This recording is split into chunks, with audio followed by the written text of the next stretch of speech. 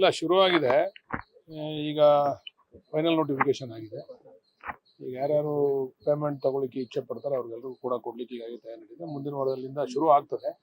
ಇದು ಸಂಪೂರ್ಣವಾಗಿ ಈಗ ಕೆಲವರು ಅಪಪ್ರಚಾರ ಮಾಡ್ತಿದ್ರು, ದುಡ್ಡಿಲ್ಲ ಸರ್ಕಾರದ ಬಳಿ, ಇವ್ರು ದುಡ್ಡು ಕೊಡಲ್ಲ, ಸುಳ್ಳು ಹೇಳ್ತಾರೆ ಅಂತಕ್ಕಂಥ ಅಪಪ್ರಚಾರ. ಈಗ ದುಡ್ಡು ಕೂಡ ರೆಡಿ ಇದೆ. ಯಾರ್ಯಾರಿಗೆ ಇಚ್ಛೆ ಇದೆ ಅವ್ರೆಲ್ಲ ಕೂಡ ದುಡ್ಡು ತೆಗೆದುಕೊಂಡು ಕೆಲಸ ಶುರು ಆಗ್ಬೋದು.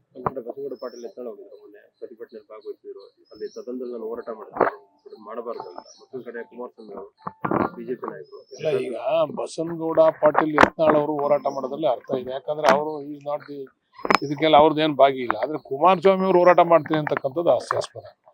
ಕಾರಣ ಯಾಕಂದ್ರೆ ಕುಮಾರಸ್ವಾಮಿ ಅವರೇ ಇದನ್ನ ಮಾಡಿದಂಥವ್ರು.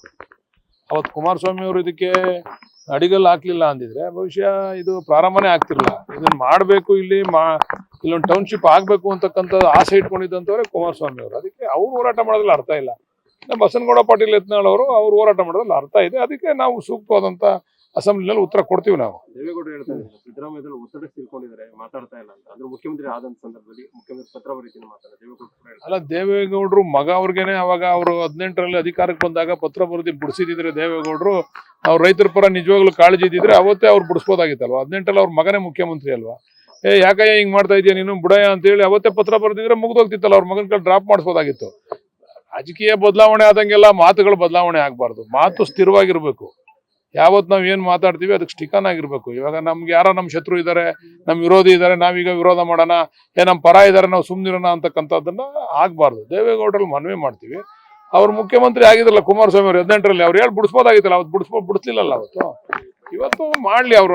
ಅವ್ರು ಏನು ಯಾವ ರೀತಿ ಏನ್ ಬರಿಬೇಕು ಪತ್ರ ಬರಲಿ, ಅದಕ್ಕೆ ನಮ್ ವಿರೋಧ ಇಲ್ಲ. ಆದ್ರೆ ದ್ವಂದ್ವ ನಿಲುವುಗಳು ಇರಬಾರ್ದು ಯಾವಾಗ. ಈಗಲೂ ಕೂಡ ಪ್ರತಿಭಟನೆ ಮಾಡ್ತಾರೆ.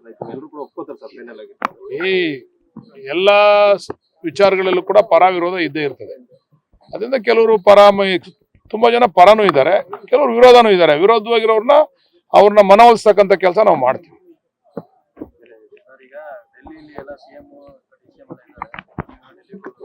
ಇಲ್ಲ ನಮ್ಗೆಲ್ಲ ಇಲ್ಲೇನೆ ಹೈಕಮಾಂಡ್. ನಮ್ಗೆ ಯಾವ ಡೆಲ್ಲಿಲೂ ನಮ್ಮ ಹೈಕಮಾಂಡ್ ಎಲ್ಲ ಇಲ್ಲೇ ಇದೆ. ಎಲ್ಲಾರನ್ನು ಭೇಟಿ ಮಾಡ್ತೀವಿ. ನಾವು ನಮ್ಮ ಮನವಿಯನ್ನ ಕೊಟ್ಟಿದ್ದೀವಿ ಹೈಕಮಾಂಡ್ ಬಳಿ. ಇಲ್ಲೇ ಬಂದಿದ್ರಲ್ಲ, ನಮ್ಮ ಡೆಲ್ಲಿಯಿಂದ ಹೈಕಮಾಂಡ್ ಕೂಡ ಬಂದಿದ್ರು. ವೇಣುಗೋಪಾಲ್ ಅವ್ರು ಬಂದಿದ್ರು, ಸುರ್ಜೇವಾಲಾ ಅವ್ರು ಬಂದಿದ್ರು. ಮತ್ತೆ ಎಲ್ಲಕ್ಕಿಂತ ಪ್ರಮುಖವಾಗಿ ನಮ್ಮ ಮಲ್ಲಿಕಾರ್ಜುನ್ ಖರ್ಗೆ ಸಾಹೇಬ್ರು ಇಲ್ಲೇ ಇದ್ದಾರೆ, DK ಸಾಹೇಬ್ರು ಇದ್ದಾರೆ, ಮತ್ತೆ ಸಿದ್ದರಾಮಣ್ಣ ಅವರು ಇದ್ದಾರೆ. ಎಲ್ರಿಗೂ ಕೂಡ ನಮ್ಮ ಮನವಿಯನ್ನ ಕೊಟ್ಟಿದ್ದೀವಿ. ನೋಡೋಣ ಅವ್ರು ಯಾವ ರೀತಿ ಕನ್ಸಿಡರ್ ಮಾಡ್ತಾರೆ ಅಂತ ಹೇಳಿ. ಆಸೆ ಇದೆ ನಮಗೂ ಆಗ್ಬೇಕು ಅಂತ ಹೇಳಿ. ಹೈಕಮಾಂಡ್ ತೀರ್ಮಾನ ಮಾಡ್ಬೇಕಲ್ಲ. ಹೈಕಮಾಂಡ್ ತೀರ್ಮಾನ ಮಾಡಿದ್ರೆ ಖಂಡಿತ ಕೆಲಸ ಮಾಡ್ತೀವಿ.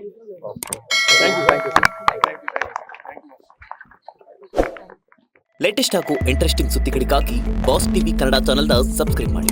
ಹಾಗೆಯೇ ಬೆಲ್ ಐಕಾನ್ ಪ್ರೆಸ್ ಮಾಡಿ. ಇದರ ಜೊತೆಗೆ ಫೇಸ್ಬುಕ್, ಇನ್ಸ್ಟಾಗ್ರಾಮ್, ಎಕ್ಸ್ ನಲ್ಲೂ ಮಿಸ್ ಮಾಡದೆ ಫಾಲೋ ಮಾಡಿ.